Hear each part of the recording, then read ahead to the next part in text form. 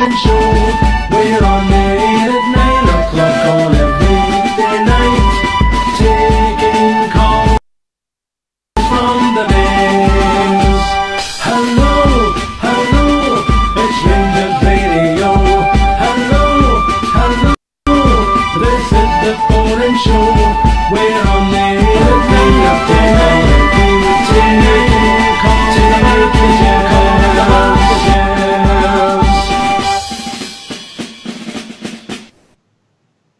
Hello, good evening and welcome to Rangers Radio. Join myself, Oxford, on the panel tonight is Bridgeman and Rudy Bear. Evening, gents. Good evening, Ox. Evening, Bridge. Good evening to you guys. A big good evening to you guys in the panel here. Huge good evening to the guys in the lobby and to all the Rangers fans listening in all over the world. Good evening and welcome to Rangers Radio. Just to let you know, Fox will be a wee bit late tonight, Rudy. What's he up to? He'd a wee Sell go that in the- jacket. he'd a Look wee at go that in the jacket. Liverpool- a wee go in the Liverpool gin this afternoon. Is he having a wee snooze on the cake? Oh, mate. Liverpool gin. That's a good deal for Rangers, by the way. That's a good deal for them. Somebody brought my bottle up today. Says, I don't really like it, but I'll have a wee go. On a wee go, is it? You heard about that already, didn't you? Oh, I heard it was clink, clink, clink. How you doing, Ox? Oh. Has he dropped an ice cube into the glass? Oh. Liverpool He'd say- gin. Some man, eh? Some man. Oh, did Jimmy Osmond single one? Jimmy Osmond. I bet long-haired liver. Marvellous. Oh, what a man. Anyway, so we're building up. 2 more sleeps now, Bridgeman. Do you get back to I can't Ibrox? wait. The I press can't conference wait. is I can't wait. tomorrow. I'm sorry, I can't wait. I'm going to get to Ibrox in the morning just to see Just it. for a look. Aye. Going to do it. Got He's to. mad, isn't he? He's mad. It does my head in, you know. Dedication to the cause, Bridge, eh? No, I just think he's mental. Loved it. Yeah. Love it. I've got a question for you, Bridge. You know, you've had a bit of experiences. If you were up in court, who would you trust to stick by you? Skipper or Cumbrian Bear? Well, either of the two of them. Aye. I think I have to be honest and say, I think I would ask for both. Right. I think they would just cause chaos in the court, and I would just get thrown out. You know, All right, okay. that's my reasoning for it. I think one or the other might be too difficult. But I think the pair of them together they would get a laugh. The judge would get a laugh at it anyway. It might double your sentence, Bridge. Even a further charge for bringing A2 into the court. No, I think the two of them are fantastic, and I'd like to get them as a pair to defend, to help me get defended. That's for true. You might not Well, get and away you with it, boys. Bridge, but you'd have a right good laugh. Oh, yes, you guys. You know, you can't beat it, can you? You know, the guys are great. CB and Skipper, just amazing, brilliant. I hope that doesn't upset them, by the way, because I think they're very good. Oh, well. Rudy, what's your thinking on Saturday, mate? I'm just thinking, all right, the beat is the last time, but I don't see any problem on Saturday, honestly don't. No, I don't myself, to be honest, Ox. I think they take advantage of the plastic pitch, which, you know, we've discussed that in the past, plastic pitches, you know. I don't see any place for them in top flight football, to be honest. But then I made my thoughts known on that when we discussed it. I think the big pitch at Ibrox, I don't know if... I think they might be alright for a wee bit, but I think we'll get the better of them as the game goes on at the weekend. I mean, the Tims have struggled. They took points, they've taken points off the odds, the Tims and Hibs at home, you know, but playing at Ibrox, different kettle of fish, proper grass pitch for players to play on, for good ball players to play on, an immaculate pitch, you know, big park, you know, I don't know. I think as the game goes on, I think Livingston will struggle, and I don't see any way we won't take the 3 points, Ox, to be honest with you. I actually think we'll score. I know we've struggled in the past to break teams down a wee bit, but I think if we play anything like we did in the last game against Motherwell, I think we'll take 3 or 4 off them, truth be told. Aye, I hope you're right, mate. I hope you're right. I mean, we're moving into an exciting part of the season. This, you could say that this sort of December, I know it's end of November, the run against December, Bridges, this will make or break us. Yeah, like we're under no illusions. I've said it all along. Every game that comes up is a must-win game for us now. It really is. If all we need to do is falter once, and the whole world could just come tumbling down on top of us, because the players have got themselves up to a good high after the last game. Tremendous performance to keep going. I think most other teams were when they're playing against 10 men, they're 3-1 up. That'll do it. It's just a case of defending now. Don't bother with anything. Don't try too much. But Rangers kept going and absolutely murdered them. And no credit to them for doing so. Now they need to keep that up. There's no good going and beating Motherwell like that, and all of a sudden the next game you're playing is Livingston, who are a very similar team in that sense. And they've never been at Ibrox. So what are they going to do? In this season anyway, they haven't been at Ibrox. So I just can't see us doing anything else other than battering them, to be honest. But if we don't batter them, well, we're going to be in trouble, seriously. No, I think we'll win. I really do. I think we'll win. I'm not saying we'll win like we've done against Motherwell, Rudy, but I think we'll win 2 or 3. Aye, I agree with Yorks. I mean, they'll probably go with the same system they normally play, because I think they've played that system all season, 3-5-2. They might even go with a 4-5-1 at Ibrox, just a wee bit of extra defence. I don't doubt they'll be hard to break down, because they've been relatively successful for a team that's just come up to the Premiership using that system, But like I said earlier there, I think their plastic pitches played a big part in the points that they've collected so far. I think we've got the quality players, it's as simple as that. No matter how big and strong they are and how good they are, sticking 9 men behind the ball, if our quality players are on it, on Saturday, we win the game, Ox. It's as simple as that. But yeah, then you could say that about most every game, really. I just want to touch on a wee thing that Bridge says there. We've got a huge month coming up in December. I heard somebody earlier on in the evening, I won't mention what station it was, but I heard somebody mention that if Rangers won every game between now and playing the Tims at the end of December, and if the Tims won that game, won at Ibrox, the league's over with. I've never heard so much mince in my life. Considering the amount of football that's still got to be played in the new year to the end of May, how can you possibly say the league's over with if you lose one game in December, But anyway, right, so we're talking about Saturday. I don't have any problems worrying. I'm not worrying about Saturday in the slightest, Ox, to be honest with you. I think, as I said, we'll take 3 or 4 of them. We just need to play the same way. We just need the confidence to play the same way we played against Motherwell a couple of weeks back, and it won't be a problem. Our quality players should tell on the day. I hope you're right, Rudy. I hope you're right. Well, I'm not saying we can. Nobody's going to win the league in December, but if you had a bad run now, you could be out the race, if that makes sense. But if you have a good run, and you won all the games and you only dropped 3 points, doesn't matter who it's against, you'll be right in the mix, mate. Absolutely, I agree with you 100%, Ox.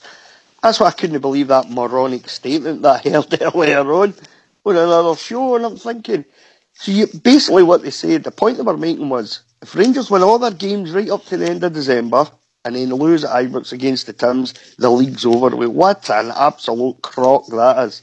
You've got all that football to play from January to May, and yet, honestly, some of the people in this country in the media just make me laugh at times, Huge. We'll just go through the fixtures we've got, and we have got a lot of fixtures coming our way, Rudy, Yeah. Starting on Saturday, and then we're at home to Villarreal, Bridgeman. Yeah. Which is a massive occasion. I don't know if it's a massive match for make or break my season. It's a bonus match. Is that fair? I don't know how you would take it. I would suggest that it's a massive match if we get any hope of going further in the European area. It's a massive match. You know, seeing all these is just free hits and bonuses. No, me. Sorry, no.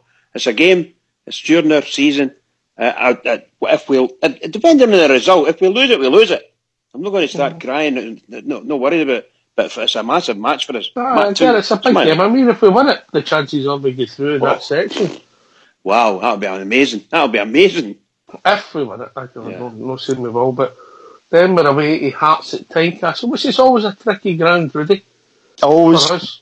We tight park in it, you know. I think they've got Hearts are going to have to boil a wee bit. They've lost. I think PS is still out, you know. Naismith is out for a while, you know, which I would suggest was two of the top foreign players sort of the first few months of the league campaign this year, and sort of got them where they are at the top, where it got them to the top rather. So that's always going to be a big game against Hearts at Tynecastle. We tight park. You know, fans breathing down the neck of the players. But there's no reason why we can't go there and get the 3 points, you know. We really... And then the next game, home to Aberdeen. Look, we beat them, mate. They mugged us, rope and dope, I think. Fox used the term. Twice, Socks. Aye, for a draw and a win, but... Yeah. We've just got to be a wee bit cuter play, take more chances, score goals, and there's nothing to fear against them. They're a poor team. You look at the two games, you know, the game at the Pittodrie at the beginning of the season and then the semi-final. Twice we were the better team. And, first game, you know, we went down to 10 men and we're still the better team. Lost that goal near the end of the game, you know, and then for some reason we just couldn't fire up front in the semi-final. But we were, in my opinion, we had the bulk of possession, played the better football during the game and came away with nothing in the semi-final. We owe them one, in my opinion. We really do owe them one, and hopefully when we get them at Ibrox, you know, we'll get the 3 points there as well. But as you say, we win the game up, so I agree with you totally. I have to agree with that. Away to Dundee, Bridge. Away to Dundee, that should be. Yeah, I think they're more dangerous than... we've got games to play at Ibrox and we've got teams to beat, and we have to show it and do it. And obviously, we pick up on any games away. There should be the less fraught a game against Dundee because they're, shall we say, round about the bottom of the league. We should be able to prove with our teams and our skills, we should be able to go to these places, providing there are no these, shall we say, plastic pitches. We should be able to go there and put a brand of football on that we don't need to worry about. Whatever they want to do, let them do it. We should be able to go and take them and put a couple past them. It's just the way I feel about Rangers. That's what I see. We need to be so confident in our own game that we can do what we want and go where we want and prove to everybody that we're good. Excuse me.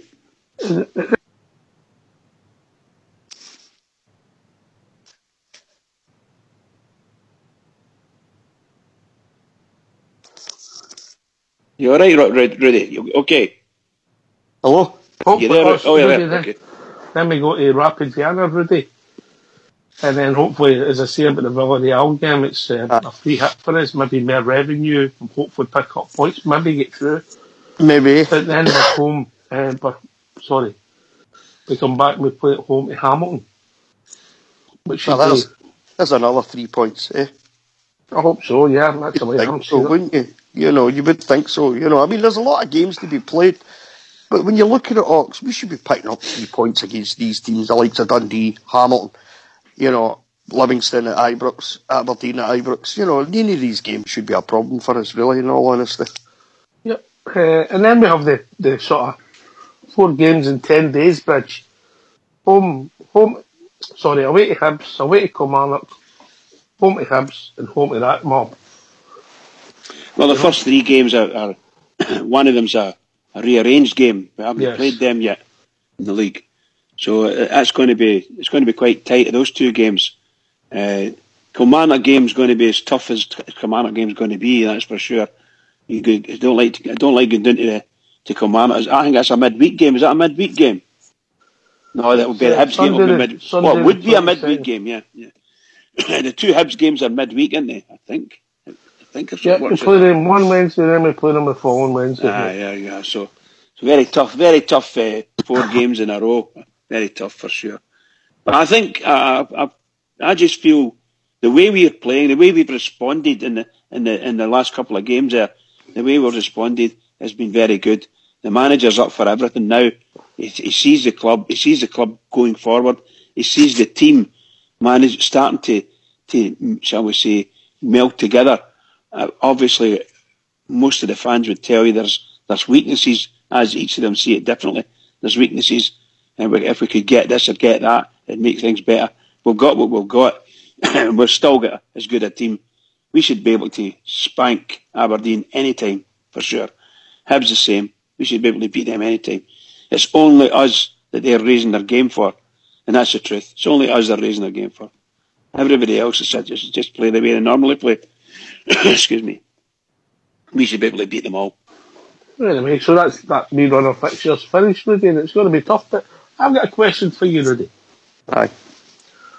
All the fixtures in roughly 10 games in December, I think it is maybe 9, I'm not up to count them, but what happens if the weather was crap in December? It's just unbelievable, isn't it? Then you've nowhere to go. Exactly, but it's just the way Scottish football is, isn't it? You know, I mean, have a winter break in January. January can actually be the winter months, you know. It might not be the worst month, you know. So, but you look, it is what it is, you know. I mean, it's a lot of fixtures to play, as you say. Actually, somebody said to me the other day it was 11, but I don't 11 know. for now to the break, I think. It's a lot of football to play, isn't it? Between now and the end of the year, we just need to go on with it. That's the thing, Ox. You know, we need to go on with it. We need to make sure, you know, in between, you know, games that are coming fast and furious, we need to make sure the coaching staff needs to make sure that the players are resting up, you know, and recovering to the best of their ability. We've got a fairly big squad, you know. We've got players on the bench that can come on and give other players a rest, you know. He'll change his starting line-up from game to game, I would imagine. He seems to like to do that. The winter kicks in. I'm afraid there's not much you can do about it if they reckon, you know, you get a bad couple of weeks and games are called off and stuff like that, you know. Not much you can do about it, really, I'm afraid. It's just Scottish football for the Ox. It's just the way it is. 11 games in 35 days, mate. Yeah, I thought it was something. So who's the last game? Celtic. Oh, I thought you said. I thought it was not a game in the first of January or something. No. No. Oh, okay. You're not doing your homework, Bridge, are you? No, I know I'm not. I know. Yeah. 29, that's us finished the last week in January, I think. 3 weeks break. Sure.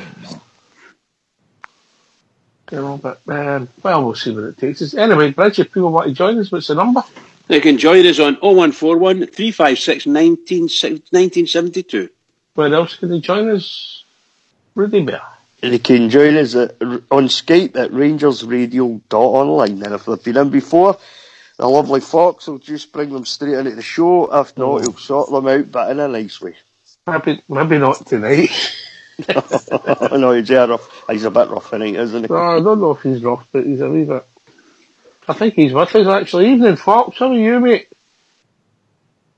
Fine. How are you? Oh, tip top, mate. You going to give us a wee song? No, not at the moment. I think the gin's working. Liverpool gin's working. I'm saying nothing. I'm very quiet in the background. You just carry on. You're doing a fine job there. Foxy boy. What do you make of that 11 games in 33 days? Good planning by Scottish football? Brilliant, mate. That means I get out twice a week instead of once. I love it. Well, there is that.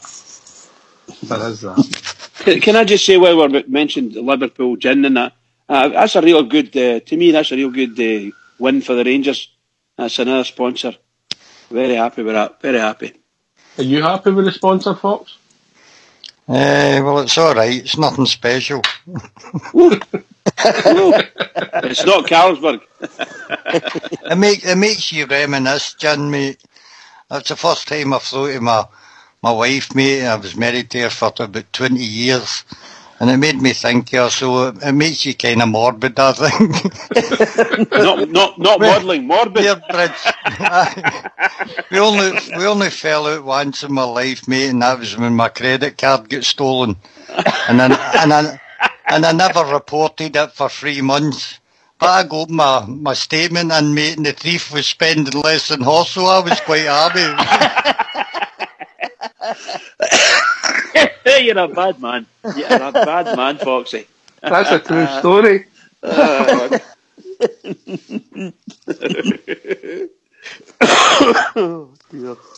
dear.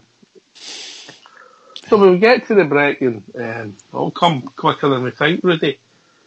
Then we've got to deal with the transfer window, and that'll be real interesting for us to see what positions he goes for. Aye, we've been talking about that, haven't we? We've spoken about it a couple of times on the show recently. I think Fox said the other night he wants to see a couple of quality players as opposed to 4 or 5 sort of, average players. I agree with Fox. I'd much rather. I think we've got a big enough squad to get us to the end of the season.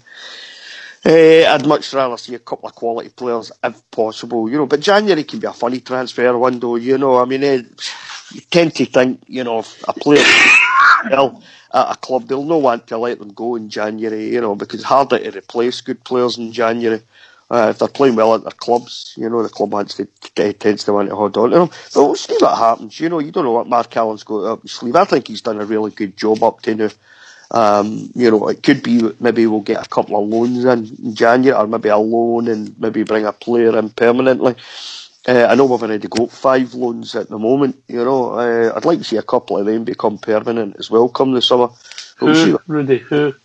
For me, Kent and Ajaria for me. Oh mate, that's not going to happen with Ajaria. With No, the money he's on. I don't think so either, no. But if you're asking me who I would like, then I would like the 2 if possible. Ox. But That's no, fair enough, mate. I know what you're saying. Aye. That's what you want for your Christmas. That's what I want for my Christmas, mate. Kent and Ajaria.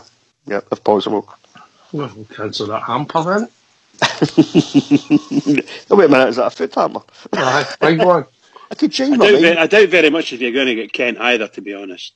Aye. He's a super player, marvellous player, super player. Yeah, I think But both of them. it would be great for us. Sorry?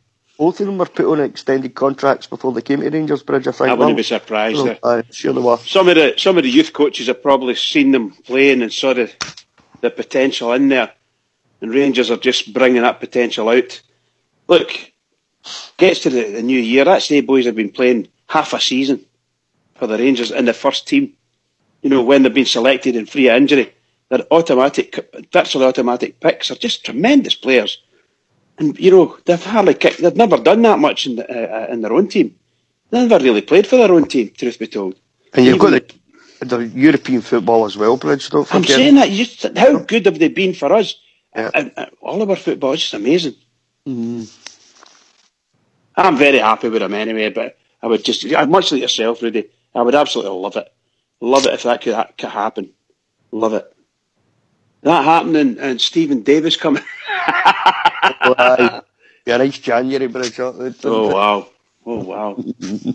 Yeah. But I think first of all we need to get ready. I don't mean it in that way, and I don't mean it in that nasty way.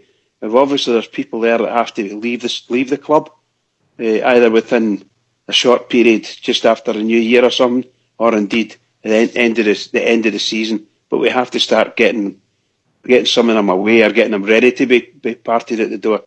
And I include Lee Wallace in that, Rudy, because I don't know what we can do for Lee Wallace or what Lee Wallace can do for us. Obviously, the manager might know, but I certainly don't. I agree with you, Bridge. I think, unfortunately, it's the time for the parting of the ways, I think, with Lee Wallace. I think it's unfortunate what's happened in the last year or so with Lee Wallace, But, look, I mean, let's be honest, but I've saw better players than Lee Wallace come and leave the club, early years. That's a great point there. Players come and go. Rudy, they didn't they? Yeah, of course they do. I mean, the last year or so, as I said, with Lee Wallace, has been a bit of a bind. It's a lot of the Bears like Lee Wallace. Have a lot of respect for him. He's only played in about 2 years, Rudy, when you look at it. That's right. So what's the use of paying the guy's wages for all that time, and we get next to nothing back at him again? So if he does decide to go in January, maybe, the club will have a wee word with him, Stephen Gerrard will have a wee word with him and say, look mate, it's not working for you here now. It's possible that he could go, maybe Bridge is right, we'll have to wait and see, obviously. Aye. He'll go with our best wishes, but... Absolutely, definitely. I don't think we'll miss him, but that's another story. I think he's been a fantastic servant for us and his captain's role, he's been. There's a difference between him being a fantastic servant, mate, and him being a fantastic player. No, I agree with you there. I agree. I think he's been a great servant to the Rangers, particularly in his captain's role, more ambassadorial, very, very good. Speaks very well about the Rangers and things like that. So I'm delighted with that. He's play well. He was one of these guys. When he was on form, he was great. When he wasn't on form, he could be a bit of a nightmare in the pitch. But really and truly, I think he'd been a great servant for the Rangers. I admire him greatly and thank him to the bottom of my heart for being there to help Rangers through that really bad bit they were in. Really, really bad bit. And he came across and stuck with us, took a captaincy on, and he never looked back for a couple of years. I think he was very good. I don't want to see him going, but he's going to go, that's for sure. We need to move him on. He needs We have to move him on, mate, if we can, Yeah, because he's absolutely. retiring for nothing. Yeah. Yeah, I 100% agree, 100%. I don't see, where would you see him as? He's probably, from a left-back perspective, he's behind Barisic, Halliday and Flanagan. He's behind them. So if he's going to be at all, he's going to be a fourth pick left-back. That's not good enough. Not for him anyway. Not good enough for him. And we want to step up. We want to go to the next level up the way. We don't want to go back. Here, mate. Here. Right, I mean, look, it's interesting you say that players come and go, Rudy, and that. We're having a chat today, me and Fox, and we're talking about players that were brought in and transferred that's disappointed. Now, if you were talking about maybe one of the worst players ever, you're looking at maybe arguably that spell when we're in the lower divisions, but we're not what to talk about that. We're talking about people that maybe disappointed you, you know, and we'll try and build a team, a consensus of a team, a disappointments, if you like, just for a wee bit of fun. So we'll start with goalkeepers. Are you there, Fox? Aye, hello. Hello. Players that have disappointed you. Well, one I came up with as a goalkeeper Aye. was a guy that I think might have been under Paul Le Guen, Lionel Litzy.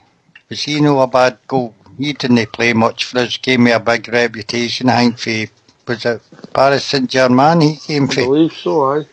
Aye, he was a big disappointment, so that would be my goalkeeper. Well, that would take a bit of beating. Right, that's Doonbridge.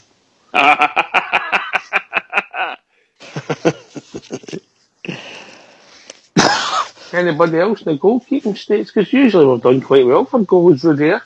Done alright recently, but Cammy Bell for me, I always thought Cammy Bell was a really good goalkeeper until he came to us. I was chuffed, funny enough, but you know, I thought, Cammy Bell's coming in. He'll sort things at the back for us, you know, between the posts. But, what a nightmare Cammy was at times. As I said, I kind of thought he was a fairly decent goalkeeper, but no, just, man, absolute bomb scare at times. So Cammy Bell for me, you know. Alright, okay. Any thoughts yourself, Bridge? On the goalkeeping side? Or anywhere? Well, we're talking about goalkeepers. Keep up. No, I'm saying if it's only about goalkeepers, no, I'm not getting the Cammy Bell I'd have went with. Right. I think I would go with Fox. I think that boy came in. And he had a big reputation, came with a fanfare. I don't know if we paid much money for him, but there's another one that maybe springs to mind that, Alan Maxwell, I wasn't a fan of his. No, I would go with Fox's. Latini, my friend. Well, how did you pronounce it? Litzy. Letizia, whatever you call him. I'll get his stats, see how many times he played for us. I think he only played- You know another one that was kind of disappointing for me was Neil Alexander. I expected Neil Alexander to turn out to be a once, just like Rudy was saying.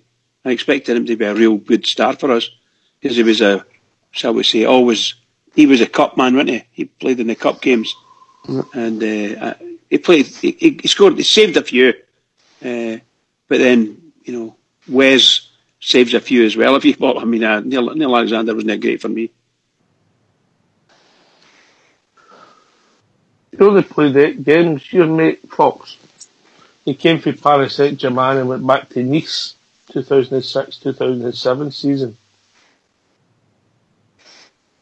Aye, he didn't. I was surprised. How many games you say there? 6? 8. 8. Aye, he wasn't great. I think everybody expected him to be good, but he wasn't really, was he? But that's it. No. That was the worst one I could think of anyway. Right, we'll have a wee poll in the lobby from our goalkeeper, and the biggest letdown will go with CB for obviously Cammy Bell, and go for Skip for Latini. So it's CB or Skip. You see what I've done there, Bridge? For the biggest letdown. So it's CB or Skip. It's 2 each at the moment with the boys in the panel. The lobby can separate it. But to be fair, that's one of our strong positions historically, Rudy. Aye, it always, you look at some of the goalkeepers we've had there, Kloss, McGregor, Woods, fantastic goalkeepers. McGregor's back for his second spell, doing really well too, you know. Aye, but I think we've been spoiled for goalkeepers early years, none more so than the goalie, you know, Andy Gorham. You look at the goalkeepers we've had, they've done so well over the years, we really have. And the same with centre-backs as well, some cracking centre-backs as well, too, you know, at the club. We've been a bit spoiled, I would imagine, in that department, you know. So I think when we kind of what we've went through in the last few years, you know, it's made it even harder because of that, you know. But aye, goalkeepers, we've had some crackers, Ox, we certainly have. Somebody said Charbonnet. Yeah, I don't think he was that bad, personally. I thought Charbonnet was quite a good goalkeeper, to be perfectly honest with you. CB, Nicky Walker's had a compliment for GWR. CB. GWR, Nicky Walker, pish. No, bro. That's terrible.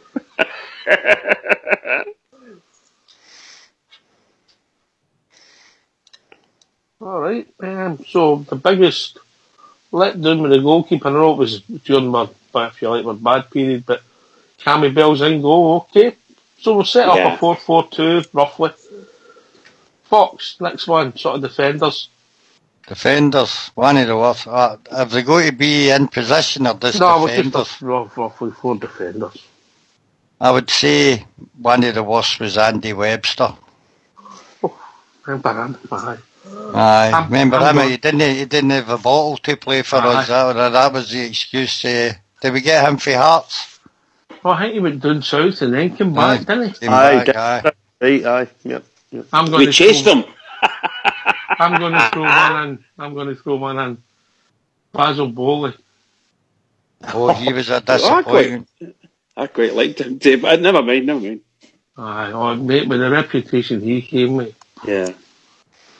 Well, I think the biggest disappointment for me from a defensive perspective was the guy that he never kicked a ball, Daniel Prodan.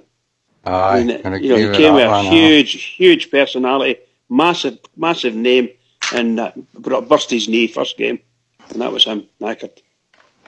Aye, I was thinking about him, Bridgman. I'm probably going to go a wee bit more up to date. Karabarri for me was one of the worst centre backs. Honest, Bridge. You're right, Rudy. But we're trying to talk about players with top flight, knowing we were in the lower leagues because they were all crap. Oh, brilliant! That was brilliant, Rudy. They were crap. I could have come out the stands and played better than him. You know what I mean? You know, so. But you could just name that whole team. You know. Aye. I'm not being funny when I say this. We brought in quite a few players, and they were quite short term. And to me, some of the guys actually made a good performance at it all. But there's other ones like Christian Daly. Sorry, guys, I didn't see what he was about at all.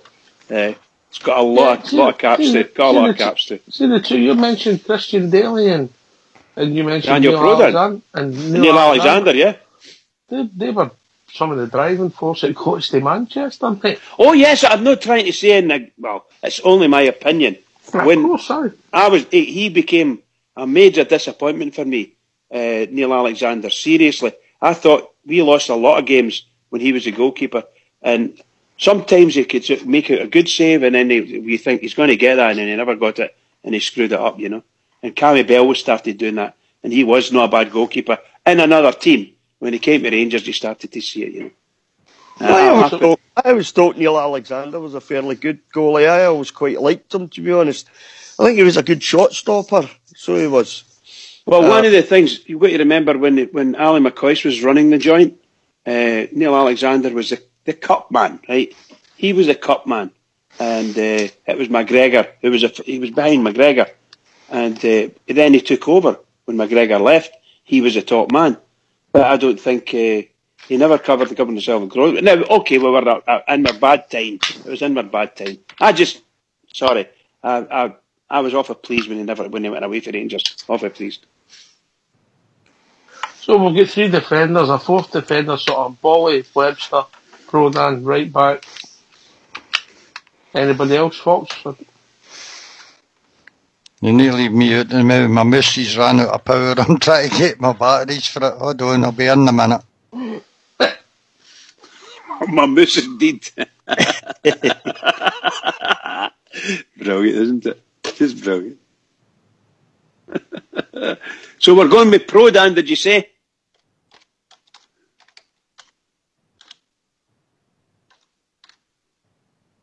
Webster. And who was the other one for Oxtail? Yeah, we're going with Cammy Bell for the goalie. Yeah, I've got Cammy Bell. I've got Letici, Cammy Bell, or Neil Alexander. Bowley, Basil Bowley, that's who it was. So we'll get 3 at the back so far. I'm looking for another one.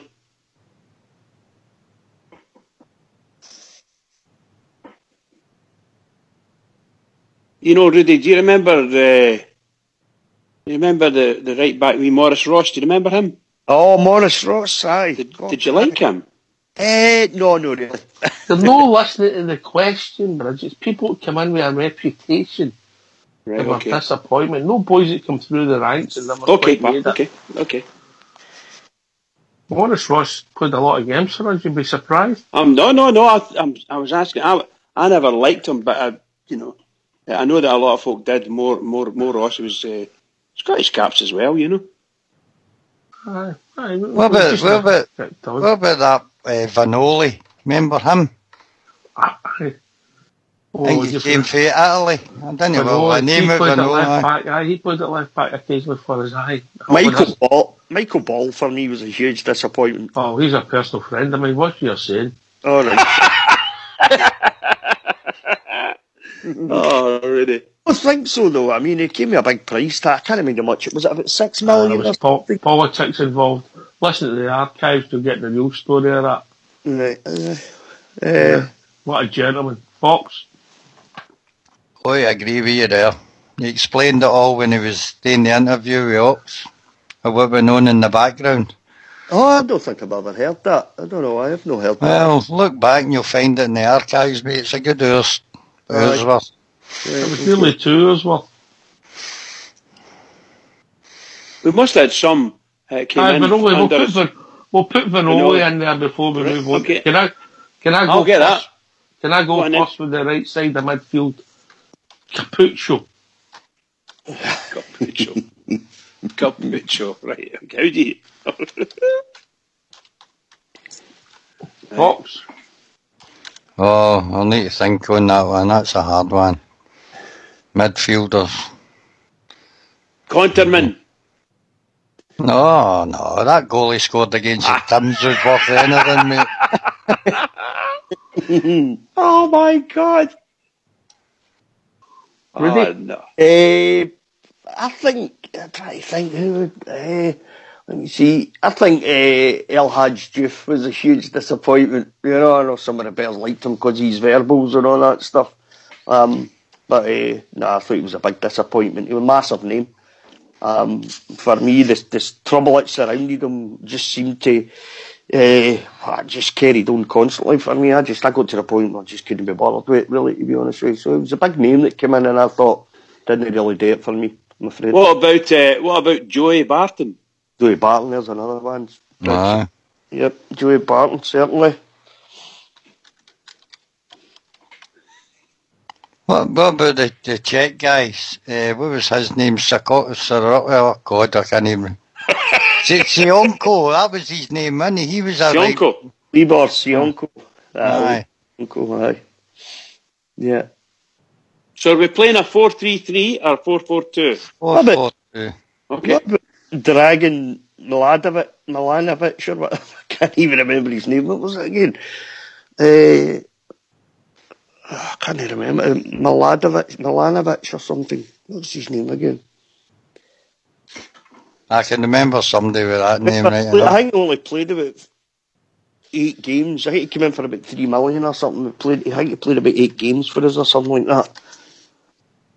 Mladenovic. Aye. Dragan Mladenovic. Aye, that's his name, Bridge, aye.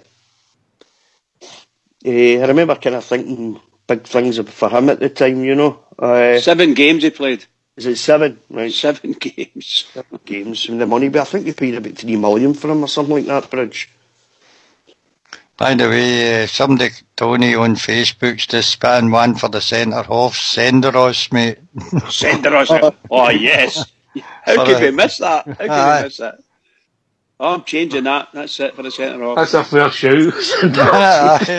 Yeah, for the defenders, Senderos, definitely. Aye. Cracker.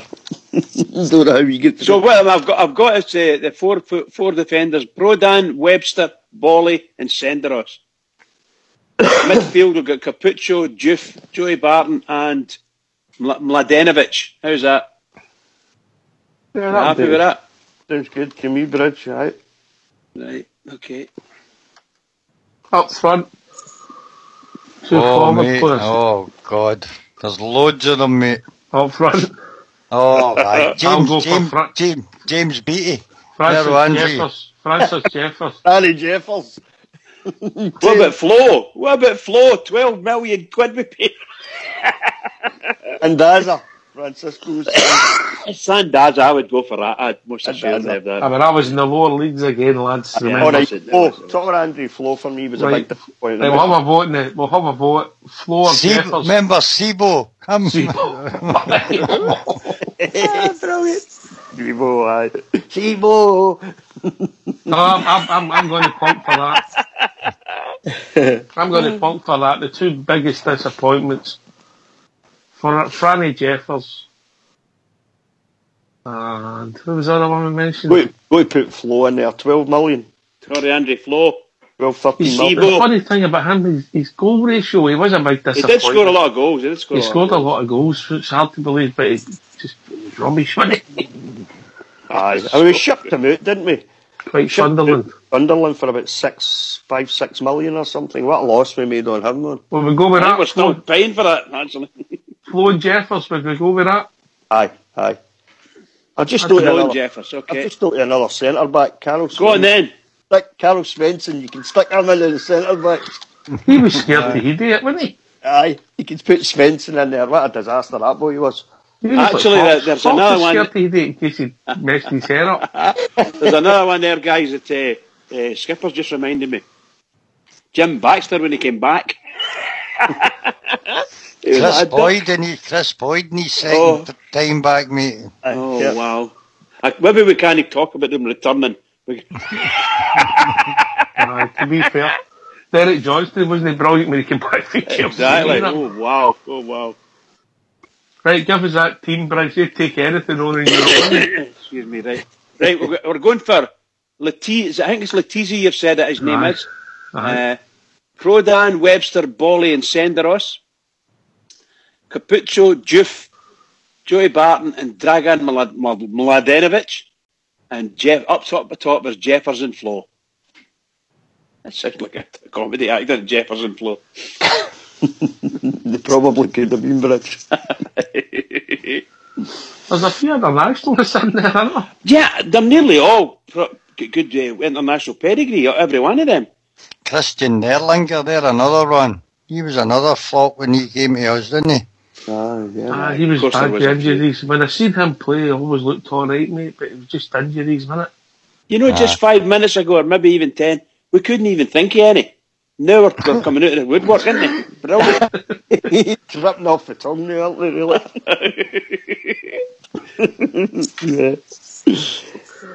Alright, just give that team again, Brad. Right, here we go. It's Letizzi, Lionel Letizzi, Daniel Prodan, Webster, I can't remember his first name. What was his first name? Andy Webster, Basil Bowley, and I'm not going to try and do Senderos' first name, it doesn't matter. We'll get Nino Capuccio, El Hadj Diouf, Joey Barton, and Dragan Mladenovic. And we'll get Franny Jeffers and what was Flo's first name?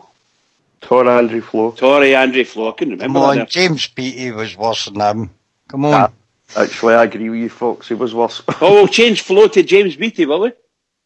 Let's do that, absolutely. I don't know, I've been joined by George. He might have a few to throw in here. Evening, George. How you doing, boys? Alright? Alright, mate. He's coming to join this madness. That's a great topic, by the way. Like Bridgeman says, I mean, you could go through all that night and pick out different ones, but the one just when I turned on there, I heard Bridgeman saying about Christian Daly. I've always got to back up Christian Daly, by the way. Christian Daly done that dirty, horrible job when he was going to Manchester, Ox. Ken, he picked up the ball, he played it to Ferguson, played it to Kevin Thompson, done the dirty tackles. A couple of Fulham games, he went out and wiped the Hardy boy out straight away, and he done that. But for one of the worst defenders I've ever seen, a big Pierre Fan. I mean, he came. was he not the captain of Paris Saint-Germain when he came to Rangers? The other one, what was the other one? It was Rodriguez. He was murdered as well. Yeah, they're all coming in there. He paid 1.2 million for Rodriguez. He was wrong. He was the captain of Monaco, just played in the Champions League final. It was horrendous, by the way. What? Listen, guys, what about this one? Stevie Scottish says Jerome Rotten. Brilliant, Stevie, brilliant. Gimble said that team would struggle against Ardeer Thistle. What about the big Brazilian boy as well? I can't even the third division, but the big Brazilian boy had went to Sampdoria to Roma for 7 million, or vice versa, for 7.5 million. And he played. Who's that? Cribari. I still didn't think he was a Brazilian, by the way. You can't say too much because Rudy Bear liked him. He thought he was great. I think if you read that, George, if you read when he was coming, it said he had a Brazilian. That's a different thing altogether. I've told you before, Ox, if I walked into a room and seen him, I wouldn't believe that was a Brazilian. I would need to get a doctor for it. There's no way that was a Brazilian guy. It was absolutely horrific. George, they wouldn't have let me pick him. I wanted to pick him and they wouldn't have it. Ox said, no, you're not getting him in the team. I wanted him in the team. Because you could pick that whole team. There was a whole load of guys up in the Copeland Dreer didn't think he was a football player, and I mean a Brazilian. He was absolute gash.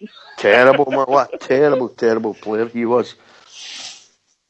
Oh, dude, there was some bads in that period, but I had some crackers there. Fan, I forgot about him, George. Yeah, Fan. Fan was the captain of Paris Saint-Germain when he came into Rangers Rocks.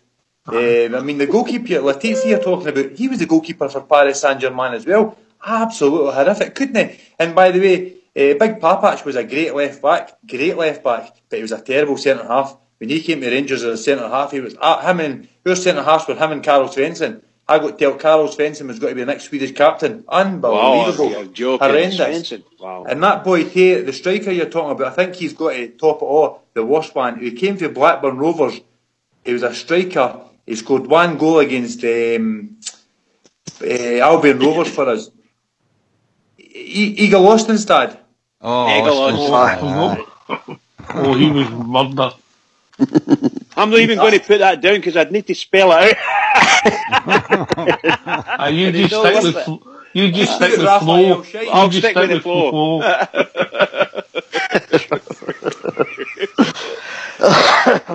Oh, George, what I mean, we've had, obviously it's gambles, and the funny thing is the vast majority of them have been non-British players, you know, and maybe there's a lesson in there. Stevie Scotty's done it again. He says, what about the Brazilian boy with the dreadlocks? Emerson. Oh, remember. That Stevie Scotty's on fire tonight. He scored a wonder goal for us against Panathinaikos. Absolutely, yeah. That was a great goal, by the way, wasn't it? He scored. That makes you laugh, all of this. Oh, George. Andy Cameron in the centre half, the centre of the thing where he says, well, we've got this new signing. He said he's big Alex McLeish. Asked David Murray for a player with a big name to play in the midfield. And here he is, ladies and gentlemen, Dragan Mladenovic. The Foley meet Bridgeman, he's in the centre circle again. He said, well, lady, he was number 14, by the way, so was Ronald de Boer. He said, well, ladies and gentlemen, he's got number 14 and he's playing the day and it's dragging your feet. That's what he was, very good indeed. Clever stuff. Well done, George. Well done. I'll be honest, we actually got all about him. He played about 7-8 games, wasn't it? Was that, did you say, Brad? 6 games, did you say? Sorry. 7 games. 7, aye. One or two of them may have been a last minute substitution just to kill the game a bit, Oh boy. We saw some mince in me. George, who was your own personal biggest disappointment? Somebody you thought he's going to be good for us? It was probably Big Carl Svensson, actually, because I did believe he was going to be a great. I thought he was going to be a world beater. Ken, I got to tell this guy we're signing's the Swedish captain and all that, Kieran. I thought he was going to be a world beater, and he was absolutely horrific. I remember one time I seen him in the street and I told him to jump and I could try to get a daily record under him. I couldn't get under him. He was horrendous. Well, there, Butterbean's come away with a cracker. Bruno Alves. Alves. What a disappointment that was. What a disappointment. Aye. Probably. Butterbean, you're depressing me now because I quite liked him when he came. I thought he was going to do well. Was Nuno Capucho probably the worst? I mean, what he came with, he was a Portuguese international, Champions League and all that. I think he was probably the biggest disappointment. He was terrible for us, absolutely horrific. I think Francis Jeffers for me may have been the worst. He'd went for about 10 million to Arsenal, didn't he? Right, that's right. And he was red rotten. Dreadful. 10 million, right enough. Wait, it was from Everton, wasn't it? Everton to Arsenal. Wow, 10 million quid. Gee whiz. How much did we pay for him? Too much. Aye, you're I right. think we paid, did we not pay about 5 or 6, something like that? No, Barnsley gave us £50 to take him. George.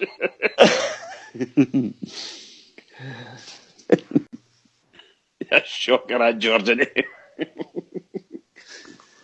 What was your biggest disappointment? Just one, Bridge. Who was the one for you? Overall? Right. Well, what can I say? You know, I have to say that I was so hopeful in the last couple of seasons when we were down in the lower divisions, and I really did think that John Daly was going to set us on fire, coming across, big fella, all the experience in the world. And Coop said Kevin Kyle as well.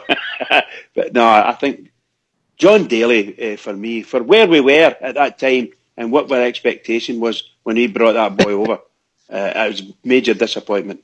But if you want to go back, any one of these guys, Joey Barton coming up and telling us he's going to do this and he's going to do that and never did it, you know. And what do you call him? Flo, for me, I have to say this, it was a big, big disappointment to me. Although he scored a couple of good goals, particularly against them, it never clicked for him. It just never clicked for him. And yourself, Rudy? I think it probably Svensson for me and all. George has, hit the nail on the head. He was meant to be, this boy's something special. He's going to be Swedish captain and all, all this stuff, I thought we were getting a real quality centre back in here. This guy's going to be really classy, and he was just an absolute bomb scare player. It's like you say, Docs, he looked like he didn't want to hear the ball. And he was a big tall boy too, but he couldn't, he couldn't jump. He just couldn't jump and get his head on the ball at all, the boy, and he was just an absolute waste of time bringing him to the club, in my opinion. He just showed us that next to I kind of thought week in, week out he'd get better than that, but the biggest disappointment for me was been Joey Barton. I thought he'd come up here and absolutely stroll it. That's what I thought. I thought he'd stroll it up here. So So what a disappointment it was to see his performances, you know. So probably Barton in recent years has been the biggest disappointment for me. And that's saying something, really. Who was the boy, Ox? I don't know if any can remember the boy. It was either at the end of Ali Waters' time or Ali's time. It was a Spanish boy, Ortiz or something like that. Oh, he played. That was Ali's first season. He played at right wing. He was big rotten. They brought in the Australian him. Well, I geared up. That was the day I geared up in computers, Ox, because I watched this guy right in the right wing. It was against Real Sociedad. He went past three boys, whoosh, lobbed it right in the top corner. I thought, holy, what a player this boy is. I watched the same one again. I think they just turned the telly around. Same again, both by three boys right in the top corner. I thought, oh, we've got a world beater here.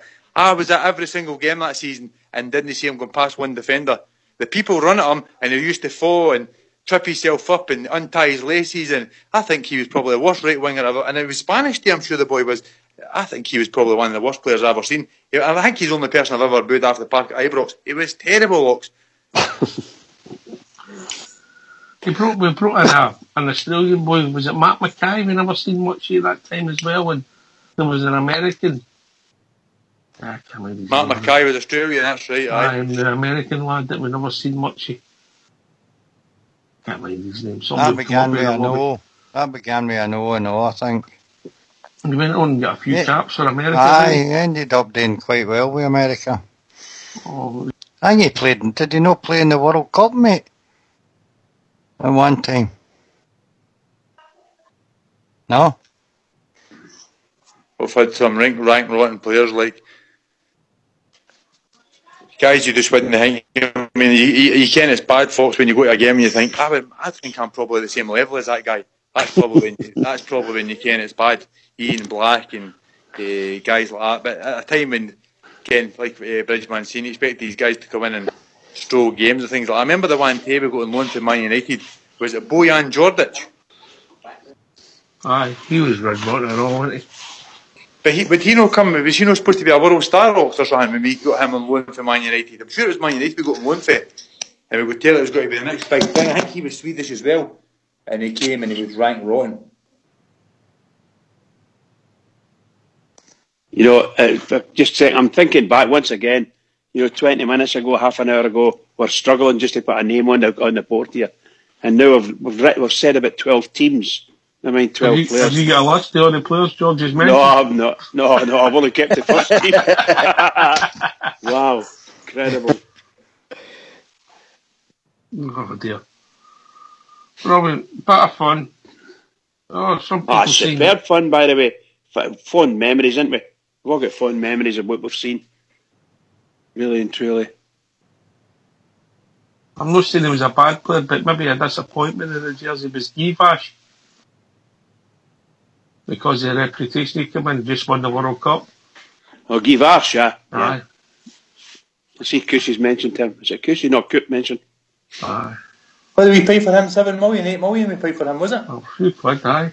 And we sell him to Newcastle for the same money, I think it was, eh? Aye, quite quickly. But he scored a few goals quite quickly, but in his games, I think he scored 2 in his debut, didn't he?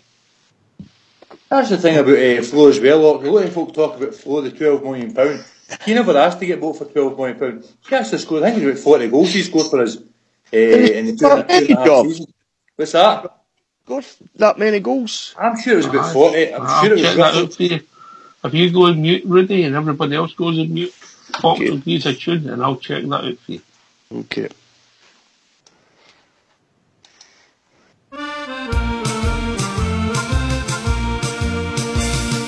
Who's that team we call the Rangers? Who's that team we all adore? For we're the boys in royal blue, we're Scotland's gallant few, and we're at to show the world what we can do. I've heard it said that Real Madrid's the greatest football team. I've even heard that Anderlecht's the greatest ever seen. There's Manchester United, there's Tottenham Hotspur too. There's Arsenal, Chelsea, Blackpool, shots to name a mighty few. But who's that team we call the Rangers? Who's that team we all adore? For we're the boys in royal blue, we're Scotland's gallant few, and we're at to show the world what we can do. So bring on Hibs, the Hearts of Celtic, bring on Spaniards by the score. Barcelona, Real Madrid, they will make a gallant bid, but they're at to show the world what we can do. I've heard it said that Real Madrid's the greatest football team. I've even heard that Anderlecht's the greatest ever seen. There's Manchester United, there's Tottenham Hotspur too. There's Arsenal, Chelsea, Blackpool, shots to name a mighty few. But who's that team we call the Rangers? Who's that team we all adore? For we're the boys in royal blue, we're Scotland's gallant few, and we're at to show the world what we can do. So bring on Hibs, the Hearts of Celtic, bring on Spaniard by the score. Barcelona, Real Madrid, they will make a gallant bid, but we're at to show the world what we can do. Yes, we're at to show the world what we can do. Oh, we're at to show the world what we can do.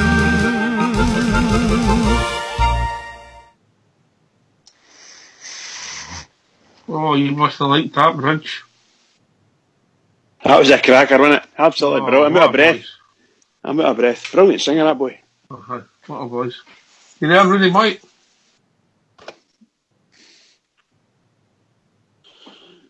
Rudy's on mute. You'll be maybe getting a snack, won't he? You back, John? Yeah. He's on mute. Oh, he's back now. Tony Andrew for 72 games played, 61 starts, 11 sub. You weren't far away, mate. 38 goals. That's not that bad, Ox, really. Again, it's £12 million, but it's not really that bad when you think about this, how many goals he scored, like. 38 goals. And 61 starts, mate. What if you take it like that? What's that, one every 2 games, roughly? Better than that. So that's not too bad. I seen that a while ago, and I knew it, because a lot of folks slag him off for the £12 million, but he did score a few goals for us, and Ken, you've got to take the 12 million into consideration, but he never asked to get booked for that at the end of the day, did he? Oh, you're right, George. I didn't realise he'd scored that many goals. I just looked it up there. It wasn't a bad scoring rate at all, really, was it? And that American was Alexandro Bedoya, mate. Uh-huh. Bedoya. Oh, I Bedoya. Started with O. Aye, well, just I the knew O there of was a no Bedoya, in that's it. what it is. It's Oya. Look, you see, the older I get, life in prison doesn't seem that much of a deterrent, you know. Never mind. 66 caps for the United States, Bedoya had. Uh-huh. He just never played them, did we? He didn't make it at all. Rangers have got a good record with the American players as well, you know. We've 12 overplayed a times. few. 12 times he played for Rangers. Gone to this. All I'm saying is that, you know, we had a good record with the American players when they came over. We looked after them and they played a lot of games for us. But that boy just never seemed to kick it at all, did he? There was a wee toty guy, a really, really slim fella, played in the wing. DeMarcus Beasley. Marcus Beasley, yeah. I was just about to say that funny name. DeMarcus Beasley. He looked, shall we say, he looked fantastic when he was running, but see when he bumped into somebody, he didn't have fall hard. You know? He was about 8 stone wet through, Bridge. Yeah, I wouldn't be surprised. I wouldn't be surprised. And of course, they had other boys that came in, they were quite athletic, you know. Reina he's a fantastic player for us, Reina. And who was the other boy that scored the great goal against the Celtic in the last minute? Edu. What? By the way, he'll go down in the Tamforsyth saga with that goal. Tamforsyth scored that great goal against him, and Edu scored that other great goal. Boccanegra and all, mate. Only we got him. Boccanegra was class. He was a good player. Classy player. And by the way, hats off to him again. He came across. He was one of the players that came across and just waited his time and got himself a club and away he went. A few quid. Well, yeah, don't get me wrong. Whether we paid them money or not, but it's best wishes to the Rangers fans, because they never ran away. I liked him. I thought it was good. But it looks really daft. Him and that big, is it Goyan? Wasn't it Goyan? They're playing against Peterhead or somebody like that. These players shouldn't be. They shouldn't be playing against these teams. This shouldn't be.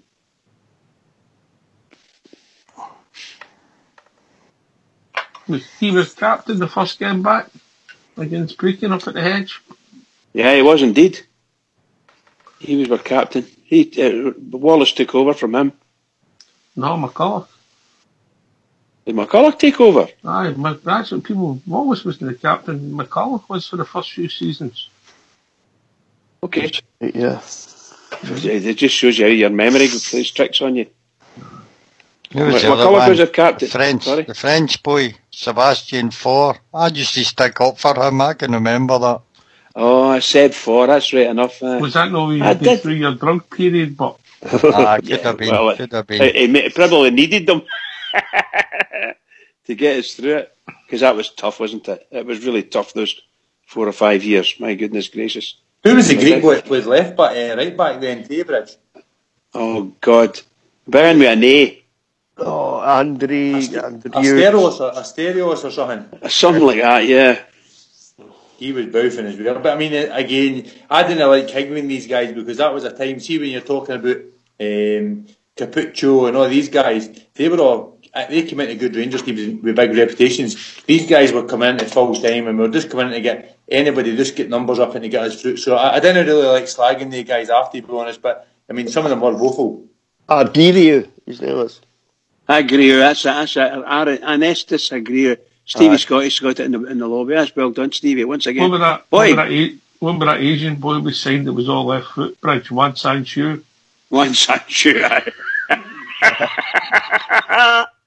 Oh, brilliant! I love it. I just love it. Well said, Oxford. Well said.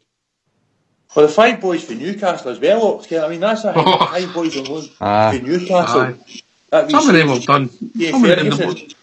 He's played well with Millwall now. He's played a regular with them. Always seems to do all right. And that boy is playing with Motherwell. What was his name Big again? Armour or something. Big Armour. Well, he only played. I think he only played once for us, if indeed he did at all.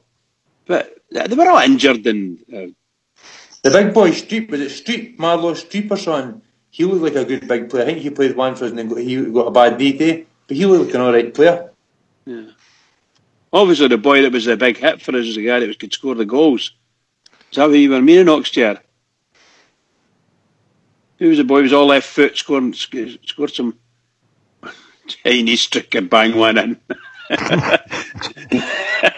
I'm trying to remember the boy's name that played for us. And his hair was always immaculate when he came out. My goodness gracious, he scored some goals for us.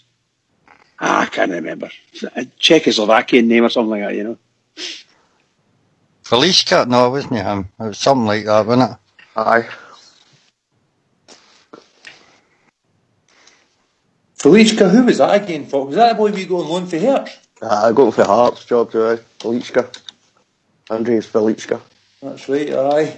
Did you know, I don't know if I should say this or not, but I think he had a beer problem, that boy. Aye, couldn't get enough of it. Apparently, there was a big rumour at the time about him. And then I suppose we'll get Penner, aren't we? With the reputation. But he's coming back as well, apparently. Possibly. No. The only thing I'll say when we get to summer, that'll be 2 years of his contract up. That's the only thing you can say. I know, yeah. Anyway, well, what a bullshit with that. Go on then, Bridge.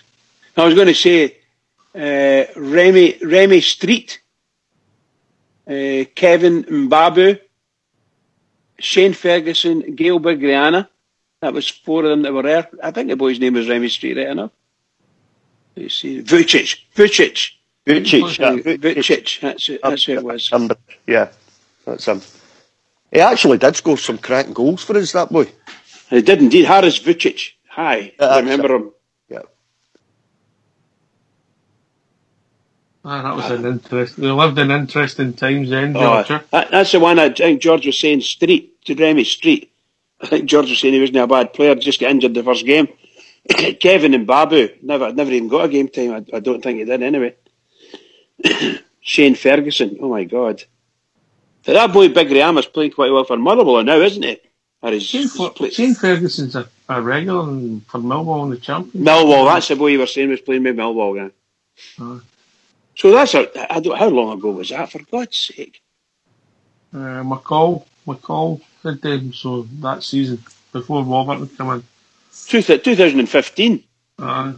So it's like, March 2015, this thing, I'm getting this from, so, my God, that's 3.5 years ago. That's a lifetime. That's a lifetime ago. Mladenovic. What a name that is. Mladenovic. Kribari, yeah. Who was the big boy that punched the Motherwell player? Oh, Mosney. Neil Mosney. I love it. Absolutely brilliant. They get better and better, don't they? George, some money wasted, eh? Unbelievable. Your name's no George. George. It's literally unbelievable. I mean, when you go through all these ones you're talking about the new Ken, we have squandered some amount of cash over the years on just dud. But you've got to do it to get. I mean, the other night there we spoke about guys Loudrup and all that. You've got to get the good with the bad. They're no every one of them's not got to be a hit. I mean, we're talking about Stevie Gerrard this year. No, every one of them's been a hit ox, but he's done well. You know what I mean? So you've got to take the good with the bad. But thinking about some of these guys that have played with Rangers, another one that came to my mind there, the new ox. I can't remember. I think we got him for Big Kyriakos. A lot of folks slagged him, but I thought he was quite a good big player for us, by the way. And he went on to play with Liverpool, so he couldn't have been that bad. He was another one, a lot of folk, he was a bit of mustard. Either like him or didn't. That was Man Mike, sorry, he liked him or he didn't like him. That was one of the guys. I thought he was the worst I've ever seen. But it's the money, it's frightening folks, eh? Aye, wasted a lot of cash, mate. There's another one I was trying to think of, that had no bad name when he came during that time, Was it Peralta? He came from South America. The Colombian boy. No, it wasn't Colombian, it was Ecuadorian, I think, or something like that. Honduran. He was a Honduran. Aye. By the way, don't forget the two that we sent away. Remember he got shot, I'm sure, didn't he? That's the boy right, that killed him. He shot me, his missus and his wee baby, and somebody shot and killed him in a car park. But what were the other two? Pena. And what's the other boy that was a big centre forward? Oh, he brought in. I mean, we've never even thought about them. It was only a couple of months ago, really, Incredible. Talk about disappointed. Wow. Yeah, I see Caixinha just a few minutes. He's been on and won the Mexican Cup.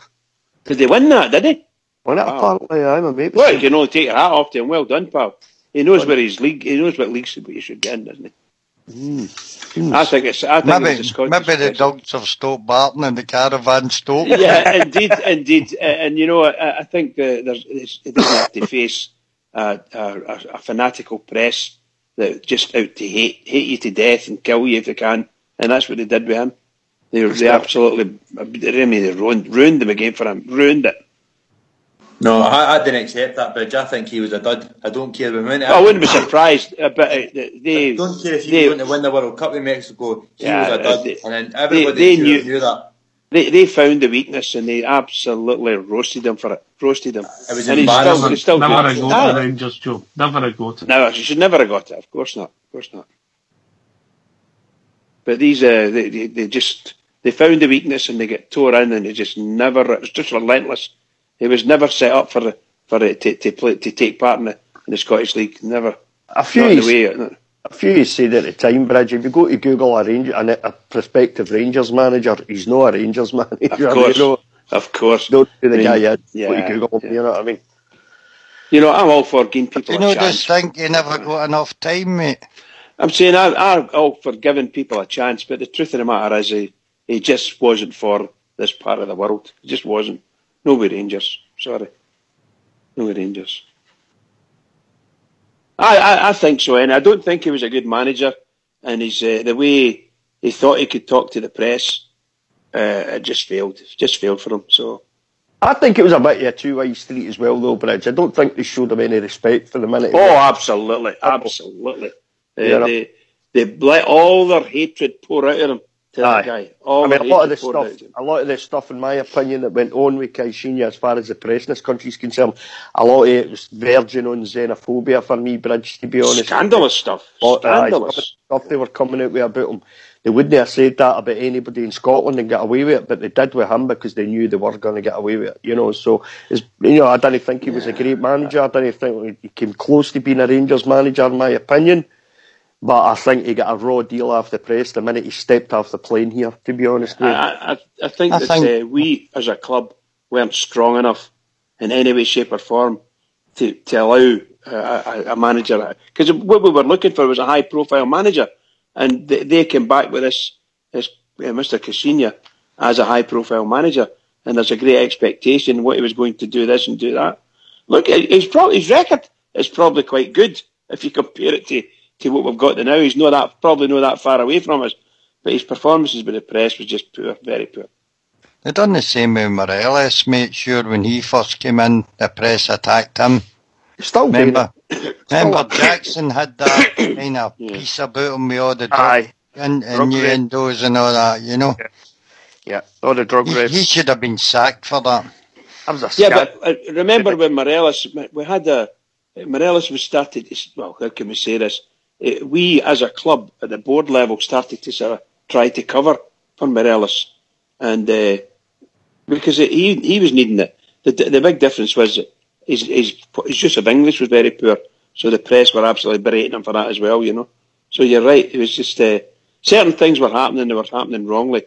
And now, this board and manager that we've got there and the coaching staff, they won't let Morelos get the same treatment as he got last year. Won't happen. That's the thing I hear about the press, mate. What did they get back into football? None. They made their money on the back of the back pages in Scotland on the Daily Record and other publications. But did they ever put money back into football? Not that I can remember. No. They had nothing to football. They give nothing. All the days. Haven't they got any money? Have they got any money? Newspapers? You're joking. No, they haven't got any money. They're all skint now. I know. I made it through online, Bridge. It's changing. The papers are dying, but some of the medium's not dying, It's changing where they're gone because they're getting that money through advertising, the hits online. Yeah, they've got to get it somewhere, of course. But I don't think it's anywhere near what they need. They've got to cut people. They've got to cut people. You're going to see some big names getting moved on, that's for sure. And probably, what do you call him? Claxon Jackson. He could be number one. Think he's a big name in the press? He was. If you look at Britain, there's brilliant sports writers down in England, mate, but there's nobody up here, Oh, but he got himself into that wee niche. They took over from him that was James Traynor, who had a marvellous name and was fearless as a well, let's call him a journalist for a way to say that. But Jackson was probably look what happened to that other Egypt Spears. He ended up getting popped into work for the London Times. He couldn't get a job here in Scotland. And Jackson did they know won Journalist of the Year last year or something? Aye, but where in the wee Goldfish Bowl in Glasgow. Yeah. Did you read any stories last year? No. I bet you didn't. Stay away. I didn't. Well, that's what I'm saying. So he's got Journalist of the Year. What stories did they write that were captivating the British Scottish public? I know. It's not as if there's any big stories in Scotland being covered at the moment, No, I'm saying that. You're going to have to listen to this one closely, Rudy. Spears and Jackson are both tools. We've been joined by a caller, Rox.